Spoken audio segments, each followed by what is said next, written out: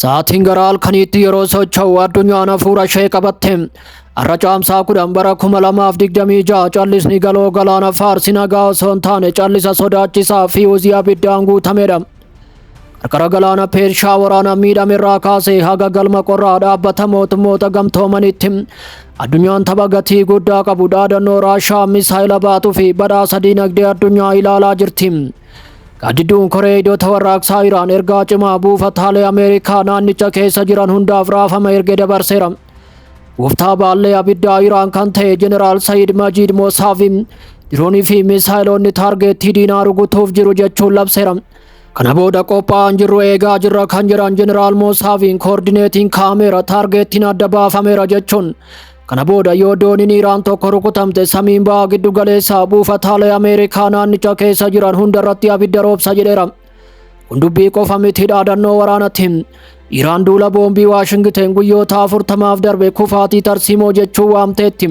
Itti aanaan pireezidaantii Mohammad Riizaa Ariif guyyaa irraa quba miila isaanii hiixatanii dubbachuun weerartootatti qoosaniiru. Isaas sibiila keenya cabsuuf yaalan boba'aa keenya gubuuf yaalan yaa ta'u malee onneen keenya ammallee dhahaa jira waan ta'eef kufaniiru jechuun labseera. Ibraahim Aziizii sagaleen koree nageenya biyyaalessaa Iraan warra murtoo USA'n durfamu deeggaraniif mammaaksa balaa jedhu baaseera. Maraatummaa kana deeggaruun Strait of Hormuz cufamuu qofa osoo hin taane haga bara baraatti akka cufamu taasisa jedheera. Ergaan kunis biyyoota Awurooppaa, Ingilizii fi Faransaay dabalatee warroota dooniiwwan waraanaa gara Iraan erganiif akka ta'e himameera. Addunyaan kana booda seenaa qofa ilaalaan jirtu ulfaatina isaa jalatti reeqqisaa jirti. Har'a yeroo dheechisni waraanaa addabaabaayii diimaa Moskoorraa kaasee haga qarqara galoo galaana Pershiyaa fanjiin buruqeetti sirni addunyaa kirkireera. Rukuttaan jaalalaa gara rukuttaa du'aatti jijjiiramuun callisni dhukaasa dhaabuu iyya warra du'aniin caccabeera.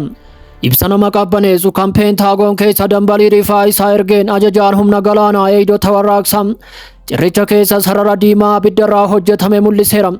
Koreen eegdota warraaqsaa dooniiwwan USA bokkaa misaayilaa fi weerara dirooniin erga duubatti deebisee booda akeekkachiisa isa dhumaa kenneera. Haleellaan doonii Iraan irratti raawwatamu kamiyyuu haleellaa onnee Ameerikaa irratti raawwatamudha jechuun hafuurota keessan irratti hin xiyyeeffannu. Waraana keessan irratti xiyyeeffanna, buufata waraanaa keessan, doonii keessan irratti xiyyeeffanna, koriidarii of tuulummaa keessan abiddaan gubna jechuun dhaadateera. Kana booda Strait of Hormuz karra bishaanii osoo hin taane kiyyoo sammuu qabuu fi nama ajjeesudha jechuunis to'achuu isaa beeksiseera. Maddeen waraanaa Iraan akka mirkaneessanitti koriidaroonni nageenya qaban Teheraan qofaan akka murtaa'an ibsaniiru.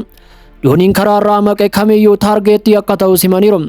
Gatiin boba'aa addunyaa sadarkaa hamaarra yeroo ga'u addunyaan paampii gaazii fi minjaala irbaataa ilaaluu eegalteetti. Moskoorraa pireezidaantii Raashaa Vilaadimiir Puutiin jechoota micciiramne kenneera. Akeekkachiisni isaas haala addunyaan keessa jirtuuf bilbila awwaalchaa jedhameera. Cirrichi warqee yeroo dheeraaf gammoojjii keessatti iccitii impaayiraa dhoksaa ture har'a garuu abjuu halkanii quufeera. Addunyaan lafa ji'opolitikaa abidda qabsiise tokkoon dammaqxe. Israa'el buufata waraanaa dhoksaa onnee abbaa biyyummaa Iraaq keessa gadi fageenyaan awwaalamerraa Iraan irratti waraana gaggeessaa turte jedhameera. Gabaasni abaarsaa Wall Street Journal qabatee ba'e golga iccitii Israa'el duuba jiru harkiseera. Buufanni dhokataan kun waraanni gurraandhala 28 jalqabuun dura gaaddidduu halkanii jalatti ijaarameera. Buufatichi kaampii qofa osoo hin taane ajaja humna qilleensaa fi humna addaa Israa'eliif wiirtuu loojistikii olaanaa akka ture mirkanaa'eera. Kana malees gareewwan barbaacha fi baraarsaa balaliistota kuffifaman koochoo naannoo Iraan irraa butachuuf qophaa'aniin kan dhaabbatan yoo ta'u, ittiiwwan Israa'el ammoo Iraan irratti abidda roobsuun dura bakka sanatti boba'aa guutuu fi deebisanii hidhachuuf itti fayyadamaa akka turan saaxilameera. Oduun kun guutuu Eeshiyaa dhiyaa keessatti yeroo rifaatu uumu dhahannaan onnee naannichaa sadarkaa dhoorra gaheera. Buufanni dhoksaa Israa'el kun argamuun booda ibsa nama sodaachisu kan kenne ajajaan humna aerospeesii eegdota warraaqsaa Iraan akeekkachiisa dhumaa gaarreen Zaagroos irraa kaasee haga daandii Neeyorkitti sagalee dhageessise kenneera. Misaayiloonni fi dirooniin keenya sadarkaa olaanaa qaban kana booda qophaa'uu qofa osoo hin taane taargeettiin Ameerikaa hundi dooniiwwan diinaa hundii fi buufanni seeraan alaa hunduu yeroo ammaa qaxxaamura ija keenyaa keessa jira jechuun sababa malee ajaja eegaa akka jiru himeera. Dippiloomaasii irratti mari'atamaa osoo jiru gammoojjii keessatti sirbii waraanaa rukutuu itti fufeera. Gaarreen gadi fageenyaan qotamaa jiru galaanonni ulfaatina dooniiwwan ibidda baataniin dhangala'aniiru. Lafti boottii dhiirota mileenaa kanneen waraana dhumaatiif qophaa'an jalatti kirkirte. Golgi dhoksaa saaqamee iccitii yeroo ba'u qilleensi gammoojjii urgooftuu bomboleetti dhukaasa dhaabuun kamiyyuu dhaabuu hin dandeenye baatee gulufuu jira. Ibiddi waraanaa Ameerikaa fi Israa'el Iraan irratti gaggeeffamaa ture abjuu olaantummaa Ameerikaa kan Eeshiyaa dhiyaa keessatti mul'achaa ture irratti gaaddidduu guddaa uumeera. Waraanni kun erga jalqabee guyyaa 70ffaa yeroo geenyutti hubannoo gadi fagoo lafa raasuu fi galaana jeequun impaayera Ameerikaa daangaa ishee irra kaa'eera. Xiinxalaa Baarsaa Jeefirii Saachisii fi Saabiil Faarsi gadi baasan bu'aa dirree waraanaa ifa godheera. Wanti akka haleellaa mataa muruu fakkaatu pireezidaantii Ameerikaa Doonaald Tiraampitti gurgurame kan amannaa lafa tarsiimoo diinagdee addunyaa gara boollatti harkisuu fideera. Karoorri waraanaa galmoota Maar-Loogoo keessatti dhalatee fi Mosaad boba'aa ta'eef kan bu'uura qillee irratti ijaaramedha jedhameera. Karoorsitoonni kun roobni ibiddaa hooggansa Iraan caccabsee sirna laafaa ta'een bakka bu'u amanuun waraana irratti akka hirmaatu taasiseera. Tarkaanfiin akkasii Veenzuweelaa keessatti milkaa'uun Tiraampiif ofitti amanamummaa kenneera. Haa ta'u malee hooggantoonni Ameerikaa seenaa Iraan waggoota 5,000 tuffachuun qaroomina gadi fageenya akkasii qabu boombii itti darbachuun bittinsuu dadhabaniiru. Tarsiimoon Ameerikaa abjuu halkanii ta'uun addunyaan kaartaa aangoo haaraa argachuu filatteetti. Iraan artarii anniisaa addunyaa irratti barbaachisaa ta'e irratti to'annoo guutuu argachuun waraanni USA galoo galaanaa keessa jiru gara sadarkaa gadi aanaa waggoota 10 darban mul'atee hin beeknetti gadi bu'eera. Raashiyaa fi Chaayinaan harka lafa jalaan Iraan gargaaraa kan jiran yoo ta'u, barri jijjiirama sirnaa faarsu ho'a gammoojjii keessatti du'eera.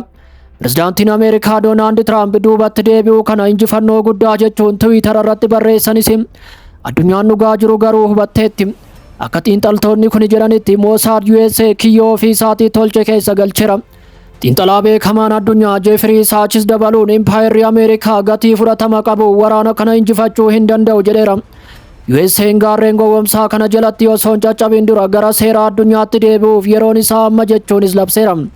Addunyaan durii kufaa waan jirtuuf lafti raafamaa jirti. Humni haaraan ka'aa waan jiruuf galaanonni jeeqamaniiru. Moskoorraa pireezidaantii Raashiyaa Vilaadimiir Puutiin dhaloota injifattootaa dura yeroo dhaabbatutti lafti ulfaatina taankii jalatti boo'aa turte. Nageenyi cimaa fi sagaleen boottii Kooriyaa kaabaa daandii irratti waqta dhagahamu sagaleen Puutiin qilleensa qorraa akka misaayilaatti kukkutaa ture. Injifannoo yeroo hundumaa kan keenya ture ammas kan keenya ta'a jechuun ollaa qofa osoo hin taane humna weerartuu gamtaa neetoo guutuu waliin wal dorgomaa wal dura dhaabbachaa jirra jechuun ibseera. Saayintistoonni keenya meeshaa waraanaa haaraa bocaniiru kanaafis hin cabnu jechuun dabaleera. Egaa kabajamtoota hordoftoota miidiyaa JSS Afaan Oromoo odeeffannoon ammaaf qabanne kanuma.